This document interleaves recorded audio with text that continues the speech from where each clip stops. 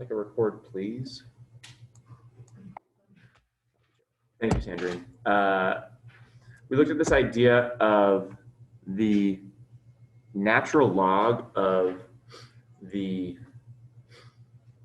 absolute value of x actually gives you the same derivative as the natural log of a non-absolute value. And the book does, and I should have pointed this out yesterday, provide sort of a graphical justification for that, which I think is worth our time to just glance at. Because again, the natural log is a very restrictive domain that it has to be positive non-zero inputs. It can get a little bit complicated sometimes. And so the motivation for exploring the natural log of the absolute value was to sort of avoid that restriction, that if we have an absolute value inside there, now x can be whatever we want it to be.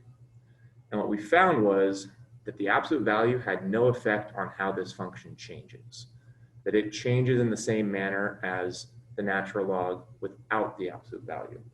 And sort of the graphical justification that we didn't look at yesterday is figure 1 on page 451, that half is the natural log function. When we throw the absolute value around it, it sort of reflects it over the y-axis and adds this part to it. Well, you can kind of intuitively just see that at any point on this graph, that the tangent to the curve is going to have a slope that is 1 over x. Or maybe you can't see that, but if we accept that that is true on the positive side of this graph, it definitely looks like it would be the case on the negative side. So that if our slope at 1 is 1, I would buy that at -1, that slope is -1. That kind of makes sense? So the change of this curve, the rate at which it is changing, is consistent with what we expect to happen with the natural log. And so that's kind of like, okay, we buy that what we wrote down is true, that the derivative of the natural log of an absolute value is just the same as the natural log. And you might be thinking, okay, why do we care? Well, because what we're going to do today is go in the reverse direction. And we're going to integrate functions whose antiderivative is the natural log. And we don't want to have to worry about domain restrictions. We don't want to have to say, okay, well, the function we're differentiating has this domain, but we're putting it in a natural log that has to be it just creates all sorts of confusion, and the absolute value saves us from that confusion. And knowing that this function differentiates in the same way allows us to just say, okay, if we end up with a function that integrates into a natural log, just throw the absolute value around, because if you have a negative value, it solves the problem. And if it's a positive value, it just acts the same anyway. That's kind of a little bit of recap from yesterday, a little bit of justification for what we did. We did a a somewhat brutal example of seeing how we can use this now to differentiate, that we can take very gross looking functions and split them into logs and then differentiate individually. And that was kind of cool. But as I said, today we're going to move in the reverse direction. Now that we know how to differentiate the natural log, how do we identify situations where integration, the reverse process, will give us the natural log? Okay. Well, it's pretty simple. It's anytime we have a rational function where the denominator is raised to the power of 1. So where's my pen? Open up here.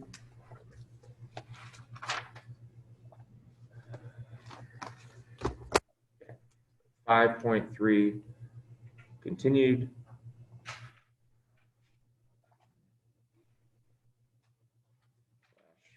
hopefully concluded.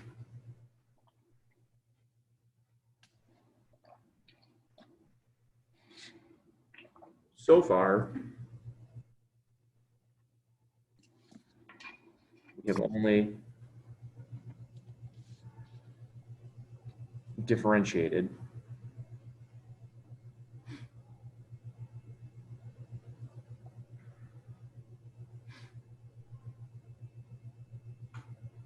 the natural log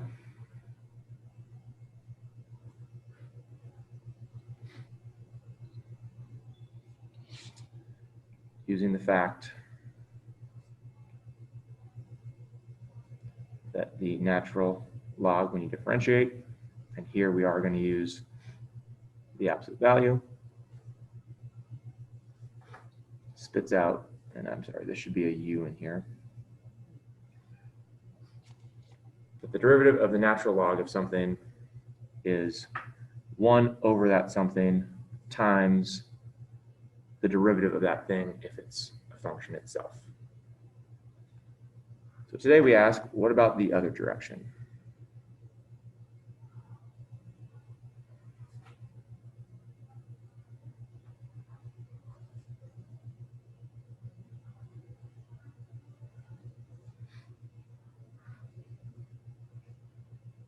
In other words, what functions, when integrated,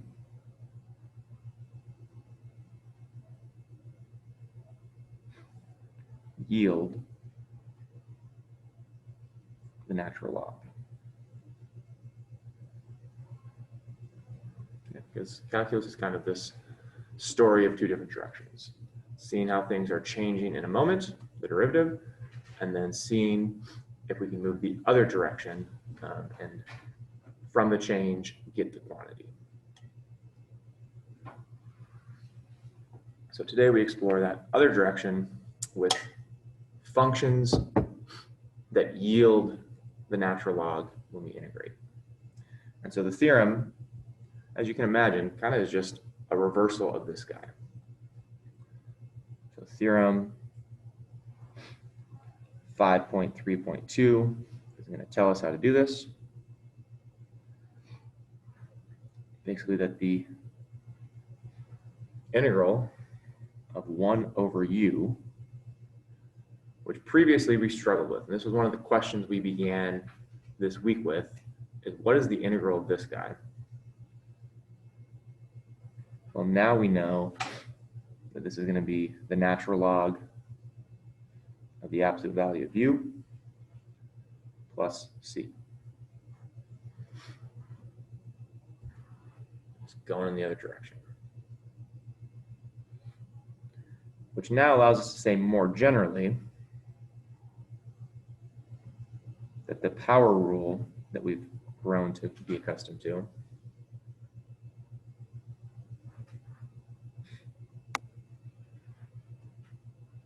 power rule for any power can be broken down into 2 cases. The integral of u to the n. 2 things can happen here. We're either going to get u to the n plus 1 over n plus 1 plus c. But this is only if, or for all of the cases except when n is not equal to -1. Remember when we looked at this issue on Tuesday, if n is -1, you end up with a 0 in the denominator. And that was kind of like, that's uncomfortable. But now we know what happens if n is 1. We're going to get the ln of the absolute value of u.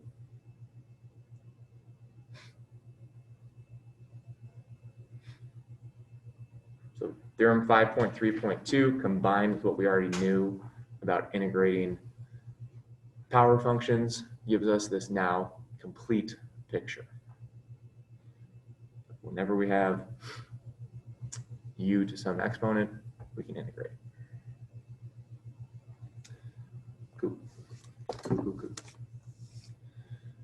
let's see how that looks in practice. Example 3.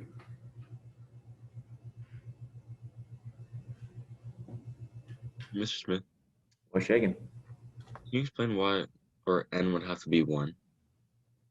Sorry, -1. Okay. Thanks, sir.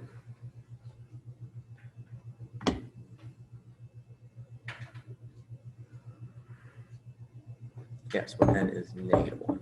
I was thinking of it already in 1 over u to the n. So example 3, we're going to put this into practice. It's crazy your book gives you this example, and there's a definite u sub that needs to happen. And your book does this sometimes. It just like skips the part where it shows the u sub, and you're expected to follow along, which to me is a little psycho, but what do I know? So the integral we're looking at is the rational function defined by x squared over x cubed plus 1 dx. And we're like, I don't know, man. Like, well, what we should be thinking is, oh, u sub, because I see two different expressions that are different by 1 power of x. And so we can say, all right, let's let du equal x cubed plus 1, meaning that dx is equal to 3x squared du. And I'm sorry. Yep, this is u. It's early. U is x cubed plus 1. Dx is 3x squared du. And so then du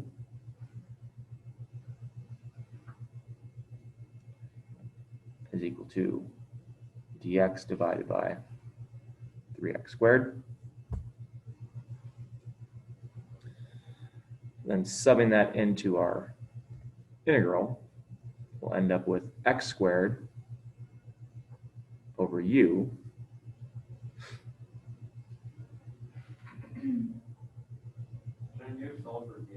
Yeah, thank you, sir. I'm all over the place today. So dx is du divided by 3x. Thank you. This should be du. This should be dx.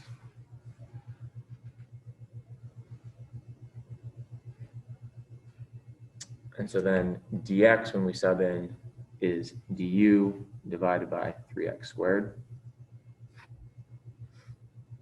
which we have our magic moment now where x squareds cancel and our integral is only in terms of u, specifically 1/3 times the integral of du over u, or 1 over u du. Previously, if we had gotten to this step, we'd be like, hey, I don't know how to deal with 1 over u. But now, as of about 3 minutes ago, we know exactly how to deal with 1 over u du. This turns into 1/3 times the ln of the absolute value of u plus c.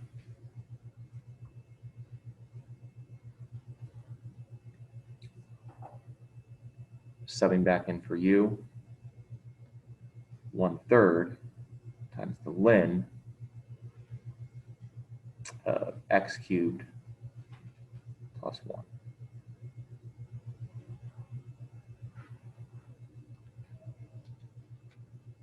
Now, can we do this? Yeah. I'm going to do something here that the book doesn't show, but I think it'll prepare us for what's about to come with our trig examples. We can take this 1/3, if we're so inclined, and plug it back in as an exponent, or force it back into this expression. And so this could become the ln of the absolute value of the cube root of x cubed plus 1.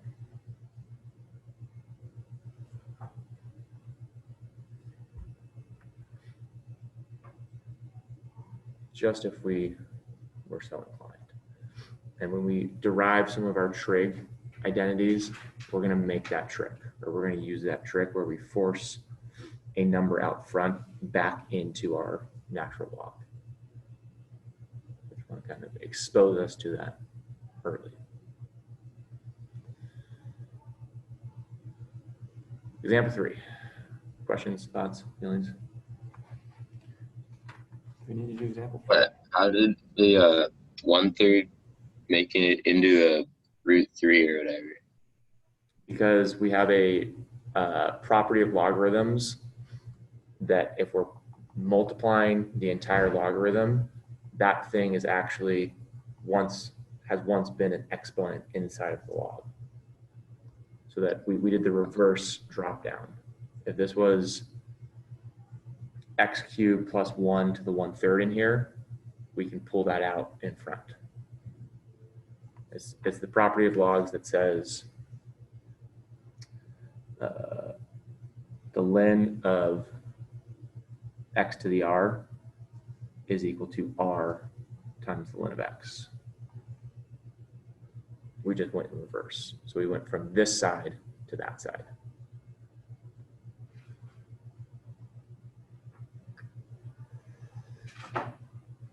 Okay. Let's look at, I guess we'll do example 4. It's kind of gross, but. Example 4.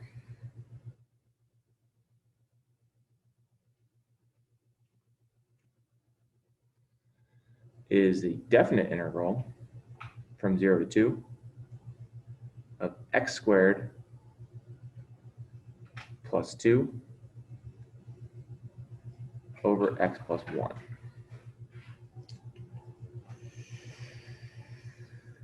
Here, and I guess the way you would know how to do this or why to do this is because the numerator has a bigger power than the denominator. They actually want us to divide this. What? Yep. So we're going to do some long division here and turn this improper fraction into its quotient. And so we're going to divide x plus 1 into x squared plus 2. I bet when you woke up this morning, you didn't think you'd be doing long division.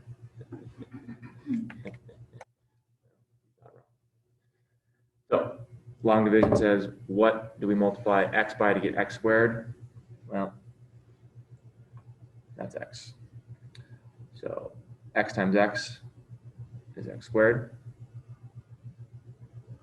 X times 1 is x. We then subtract that. The x squareds cancel. We get negative x plus 2. We ask ourselves, what do we multiply x by to get a negative x? Maybe negative 1. Negative 1 times x is negative x. Negative 1 times 1 is a negative 1. And then we add that. Sorry, we subtract that. The negative x's cancel. 2 minus a negative 1 leaves us with 3. So then we can write this integral then as the definite integral from 0 to 2 of x minus 1, and then our remainder was 3, plus 3 divided by x plus 1.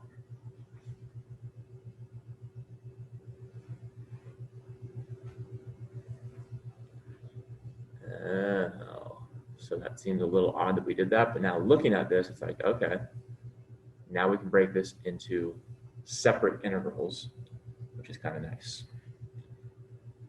So this turns into the integral from 0 to 2, x dx, minus the integral from 0 to 2 dx, plus the integral from 0 to 2 3 over x plus 1 dx. This is now attackable with our newfound knowledge of functions that yield the natural log. These two are just straightforward power rules. So we get 1/2 x squared from 0 to 2 minus x from 0 to 2 plus 3 times the ln of the absolute value of x plus 1 from 0 to 2. The 3 kind of just gets pulled out front. The integral of 1 over x plus 1 is the ln of x plus 1. And then we just evaluate. The 0 here goes away, so this becomes 2 squared divided by 2, which feels a lot like 2 to me. This, same thing, 0 goes away, plug in the 2, we get a 2. That's kind of nice, it's gonna go away. And so really, this boils down to this thing. Let's see, this will turn into 3 times the ln of 2 plus 1, which is 3, minus 3 times the ln of 0 plus 1, which is 1.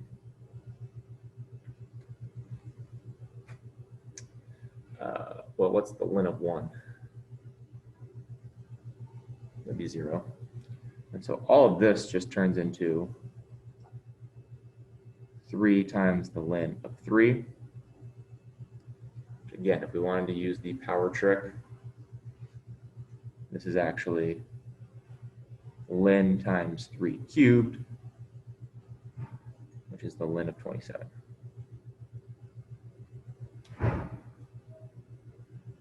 Now, you would be within your rights as a human being to say, you're telling me that this definite integral on this rational function is the ln of 27? Like these two things are the same. And I think often when we do problems, especially as they get more complicated, we lose sight of just how miraculous that is, that we're claiming that this thing is that thing.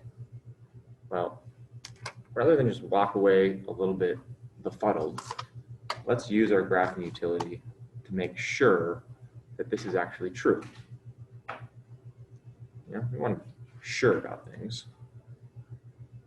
And we have tools in our calculator that can do both of these. So let's start with the easier thing. What is the ln of 27? 3.958368666. So now we need to confirm that this definite integral is also 3.295836866. And then we'll feel a little better about what we just did. At least I will. I don't know about you guys. I don't really care about you guys. It's all about me. Math. That was a joke. We're going to go from 0 to 2. And then we're going to do x squared plus 2.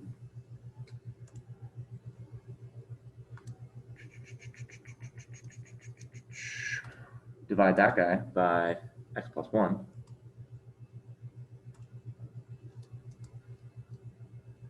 And this is going to be in terms of x. Whoa, 3.295836866. That looks like that. That looks like that. So it worked. That's kind of psycho. I don't know. How does that work? Like, I know we have math, but like, It's weird. Yeah, I'm not gonna say it's not weird. Like math, man. Two things that look nothing alike are actually the same thing. But I think in general, as math teachers, we do a poor job of emphasizing how crazy that is. Even like from the Algebra 1 level. We have you guys simplify expressions and you're like, oh yeah, you got the right answer. But it's like, no, you turn this crazy looking mother lover into something that looks like way different and they're the same. And now I'm just kind of going off topic, but what we really need to do more of is say, hey, when you do these crazy, and even I'm talking about algebra 1, these crazy simplifications, plug a number into the original thing, plug a number into the thing you ended with, confirm that they're the same. If you do that enough, it should sort of blow your mind that, oh, those are the same. It's not just the right answer. So we got the right answer, but we also confirm like, hey, yeah, those two things are the same. Kind of crazy. And it should further blow your mind that this is literally an area under a curve, and this is just a number. There's all sorts of mind-blowing things going on. And it's barely even 7 o'clock in the morning.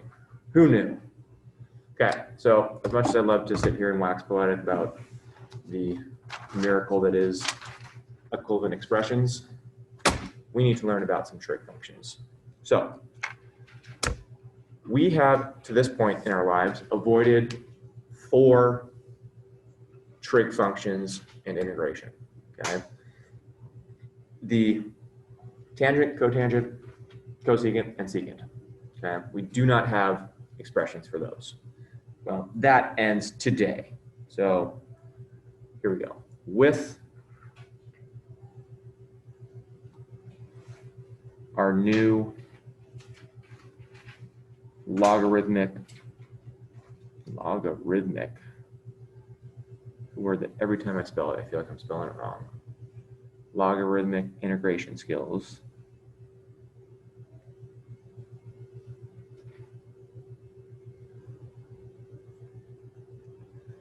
We are now equipped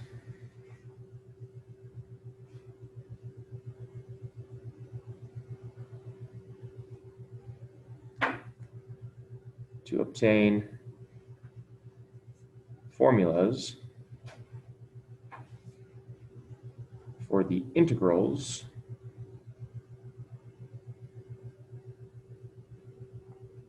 of tangent, cotangent,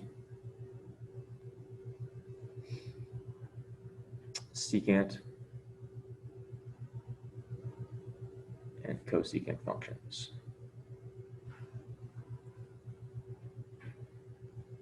Timothy, you're telling me we don't have those? That's what I'm saying, but let's confirm. Where do we do integration on the, probably in chapter 4 somewhere? Anti-differentiation. We still used to call it anti-differentiation. Remember that? A box somewhere. Box. There's always a box.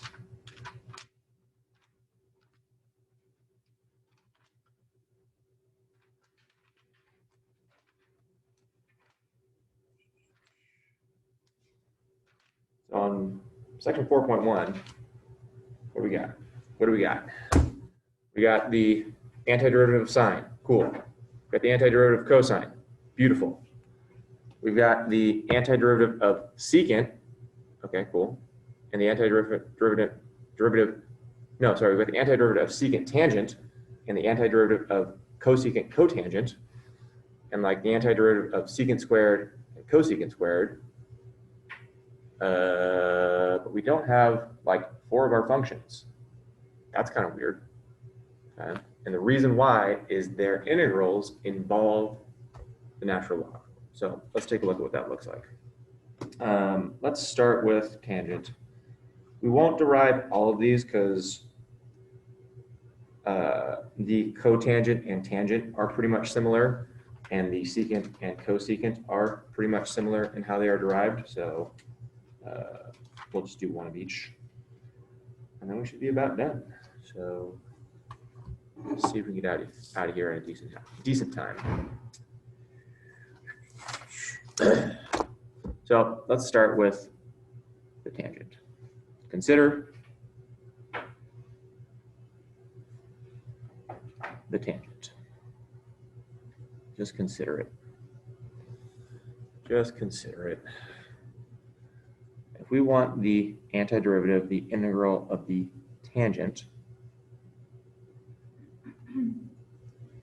well, we don't know what it is. I just told you that. But we know that the tangent can be defined in terms of the sine and the cosine, specifically as their ratio. Right, there should be a dx in here.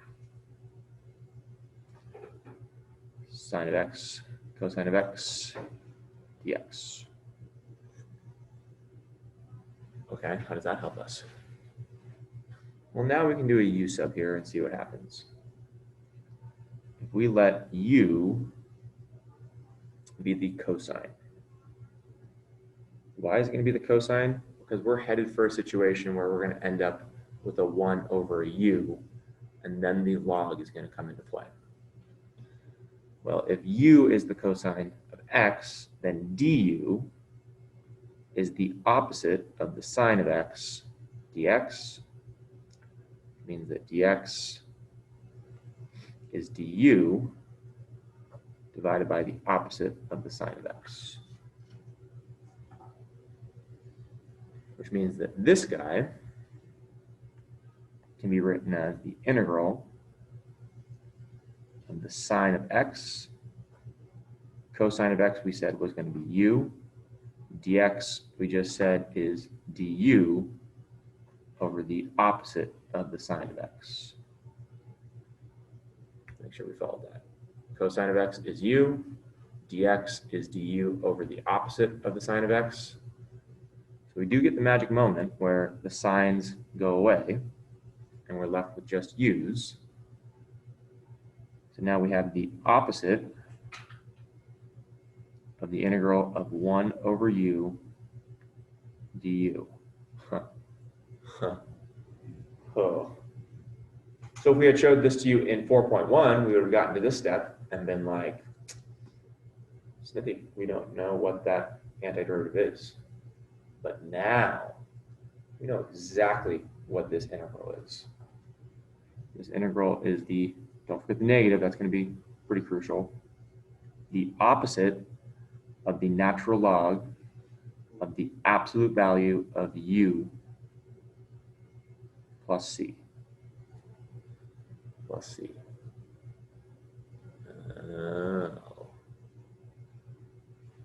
Well, let's plug back in for u.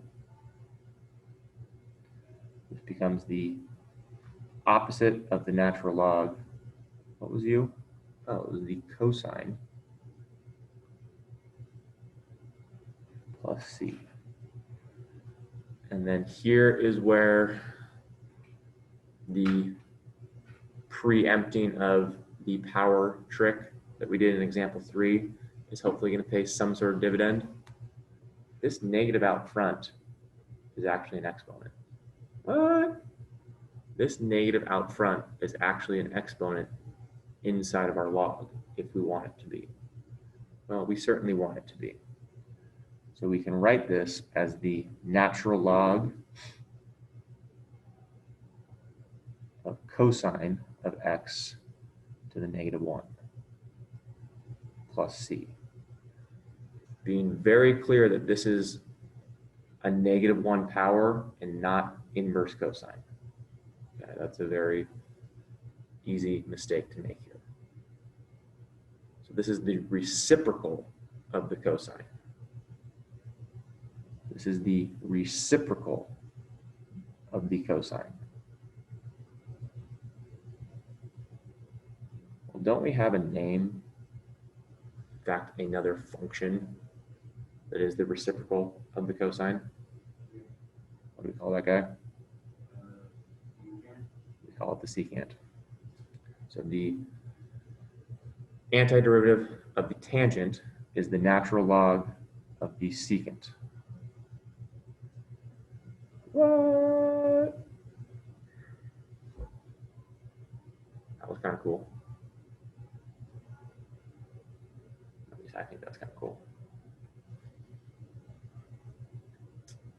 So using a u sub, which is fine, but the u sub got us to this sticking point here, or what was previously a sticking point, with this u to the negative 1. But now we know how to deal with u to the negative 1 because its integral is the limit. And then we use a little bit of trickeration here with this negative out front. forcing it back into the log to turn this into 1 over the cosine, which is of course the secant. So this is identity number 1 from today. And they call it theorem 5.3.3.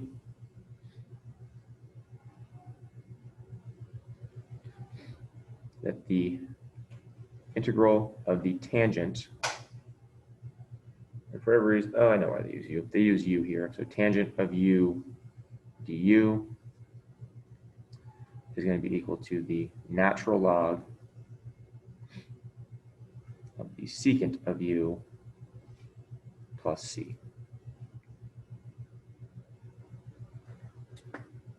And then there is a very similar derivation for the cotangent, which we will not do.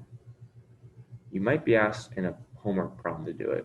I don't know if we assigned it or not, but it would follow very closely this proof where, I guess the proof, where you would define the cotangent as the ratio of the cosine to the sine, do a u sub, and you end up with a similar outcome. But the outcome is slightly different because it's a different function. That you would end up with that the integral of the cotangent of u turns out to be the natural log of the sine.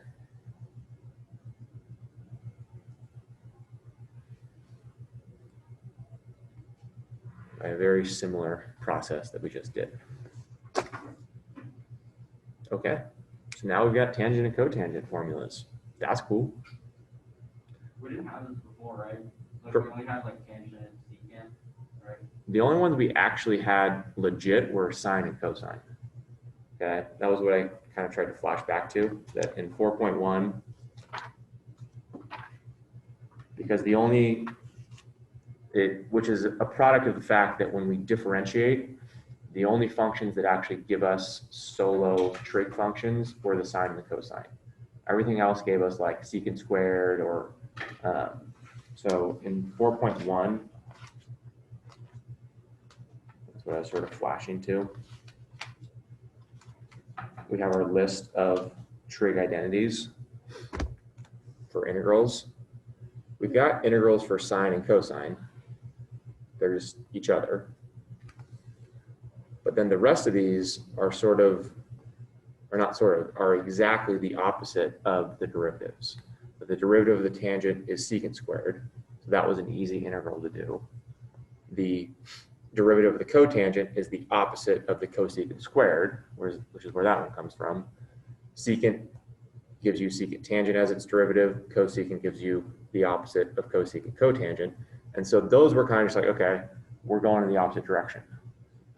But these are not, like we don't have anything for tangent, cotangent, secant, and cosecant in terms of integrals. And those are the ones with the natural. Yes, so the ones we just did were tangent and cotangent. So now we do have integrals for those. The integral of the tangent is the natural log of the secant. The integral of the cotangent is the natural log of the sine. So we're, 2/3 of the way there. If you think of 6 trig functions, we've got sine, cosine, tangent, cotangent, and what's left and what we'll finish before the bell strikes 45 is the secant and the cosecant. Okay.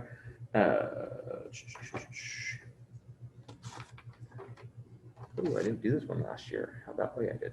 Okay. So we're going to do, let me do a new page. Let me note that. Note the proof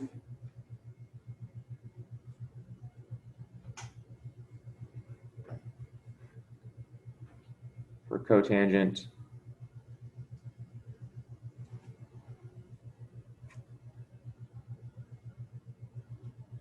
follows a very similar path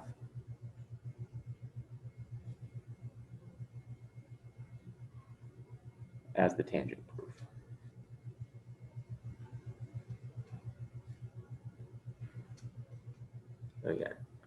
basically defining cotangent as its cosine and sine relationship, and then following this guy. And so we're going to do something similar with the secant and the cosecant. I'll walk you through the secant proof, and then the cosecant one is essentially the same. Okay. Now, what about secant and cosecant? I will just say up front that this proof is far less satisfying and far less intuitive.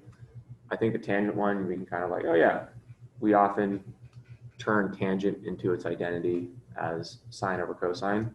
And so that kind of flows logically. This one is, it's a trick. I'll just call it what it is.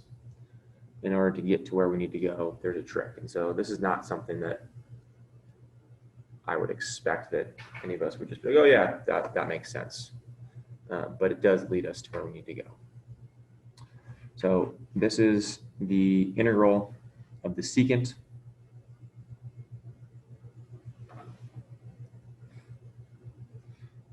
So if we were kind of like trying to force this, we might try to turn this into 1 over cosine, but that's not what we're going to do. Instead, we're going to multiply by 1. But it's going to be a very, very, very specific 1. Okay? So we're going to turn this into the antiderivative, the integral of the secant of x. And so then the thing that we're multiplying by, the 1, is secant x plus tangent x. What? Secant x plus tangent x. Mr. Smith, that's not 1. Oh, you're right. We need to divide it by the secant of x plus the tangent of x.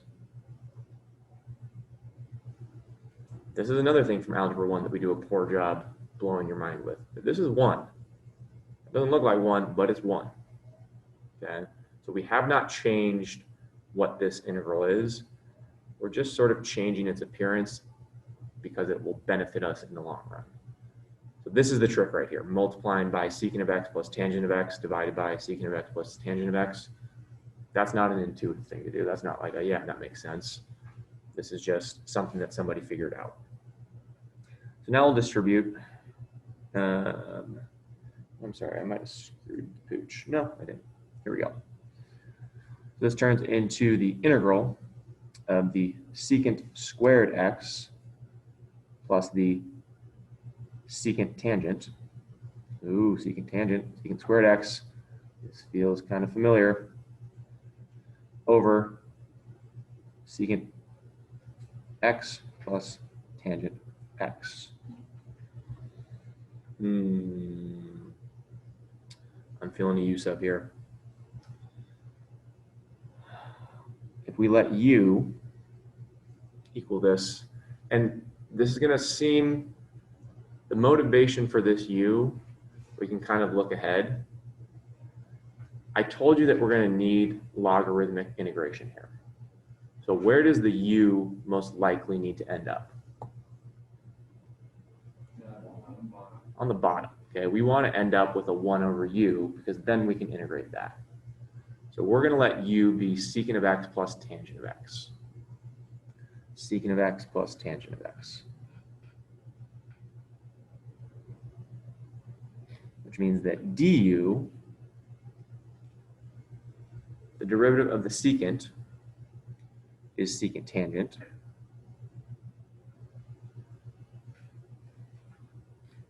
And the derivative of the tangent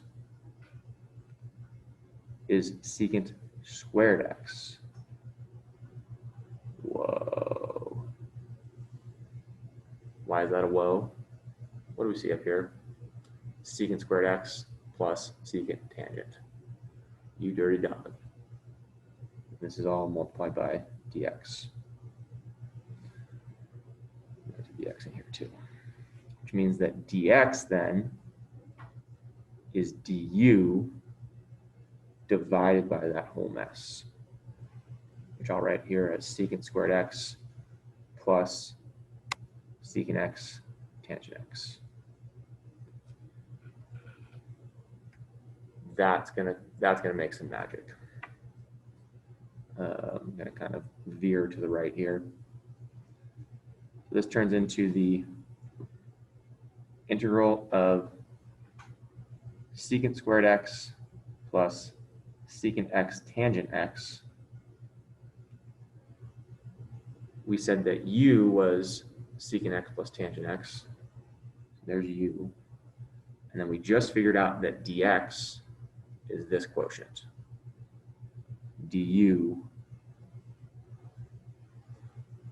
divided by secant squared x plus secant tangent.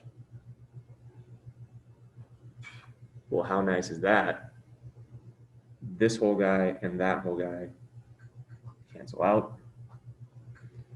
And we're left with the integral of 1 over u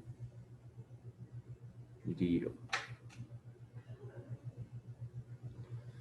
This is right in our wheelhouse from today. Turns into the natural log of the absolute value of u plus c.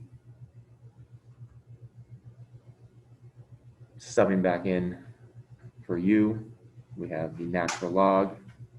U was secant plus tangent.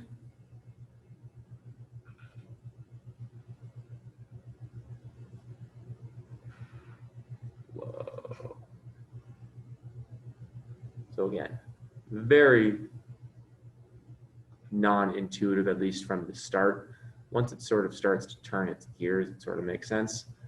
But this trick here is what it is, it's a trick. But then that gets us to 5.3.5 theorem.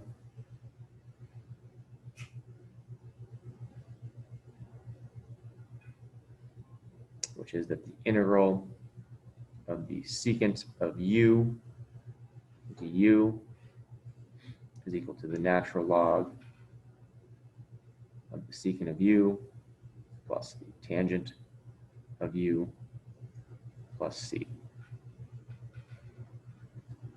And then just as with the tangent and cotangent, we're not going to derive the cosecant integral.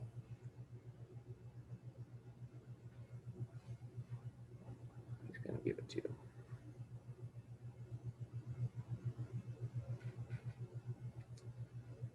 So the integral of the cosecant is the natural log of the absolute value of the cosecant of u minus the cotangent of u.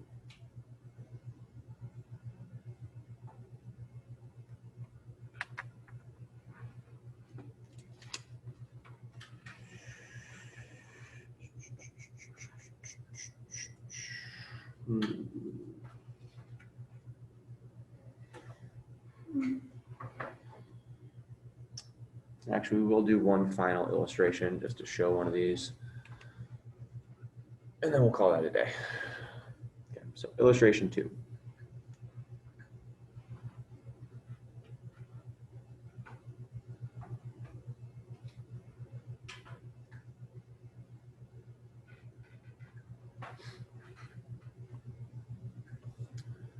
Suppose we had, that's an interesting question actually.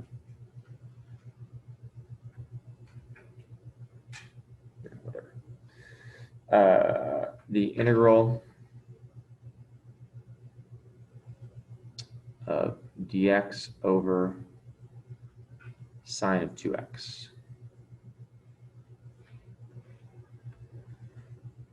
We could theoretically maybe just do a straight integration on this and end up with like a ln of the sine. I don't know why we don't just do that. Well, because they want to show the cosecant. So we can write this instead as 1 over sine is the same as the cosecant.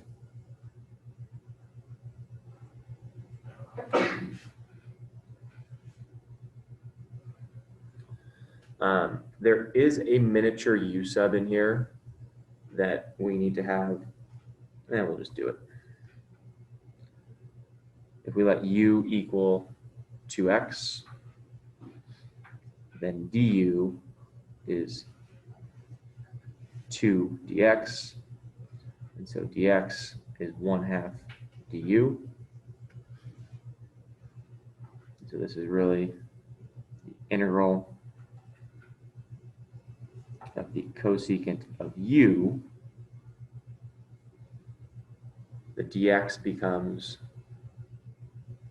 1/2 du. So really this is 1/2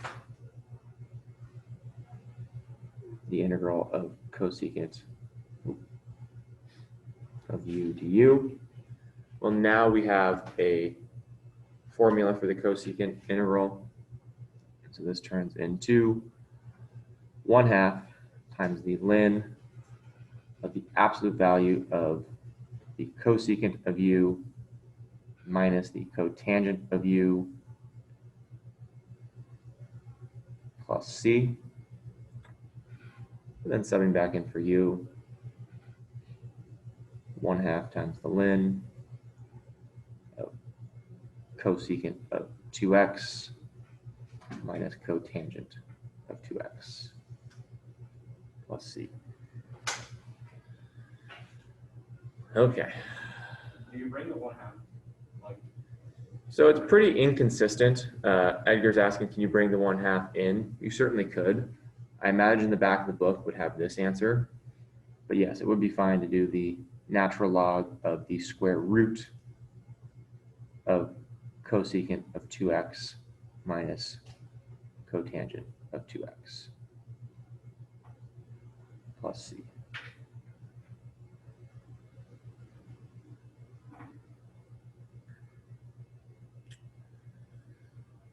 And I think that might be all that she wrote.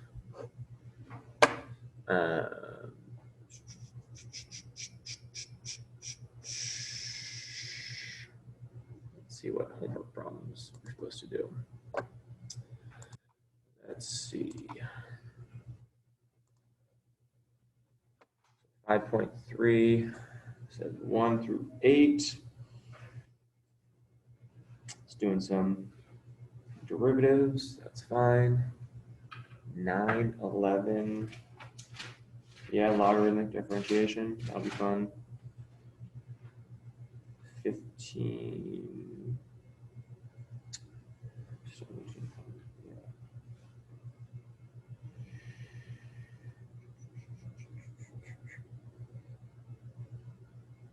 Yep, those are all fair game. And then 47. That sounds like it's gonna be hard. Oh, that's fun. 47 is cool. 51. That's cool too. And 53. Yeah, no. It's all doable. All doable. This one will not be due until Tuesday, 5.3. But you've also got another set of FRQ questions. So tomorrow, I don't know, we'll see how much of 5.4 we can cover. This has been a big week. Not gonna lie about that.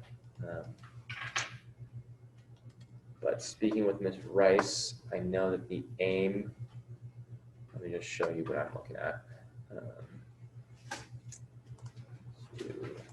Just so you know that I'm not just needlessly torturing us. But I think the aim is to have the Chapter 5 test not right before we leave for spring break, but like middle of that week. So where are we at? March, are we in March 8th already? Dang. So she has us finishing 5.4 tomorrow. We'll see if that actually happens. And then, yeah, hopefully getting Chapter 5 tested. For us, this would be like Tuesday, Wednesday, which would be a little cruel and unusual. Chapter 5 is not uber long. There's just 8 sections. But we'll definitely be done with chapter 5 before spring break. And then, Last time to work on whatever they procrastinated. yeah, you like that one? Yeah. But yeah, after chapter 5 is the last of the material on the AP test. And then from spring break onward, it is just AP prep. So I know this feels a little bit like we're zooming through this, but the goal is to get the material done and then have that last month before the test to just drill and kill, baby. Drill and kill. Okay, so great job this week so far. What's that? I took a picture of that. Yeah, sure. Why not? And you can we're actually a week behind on the FRQs, but that's okay. She started last week and I forgot. Okay, cool. Thank you. Yep. All right, other than that, if you don't have any questions, you guys are free to make like trees and get the heck out of here. Bye, thank you.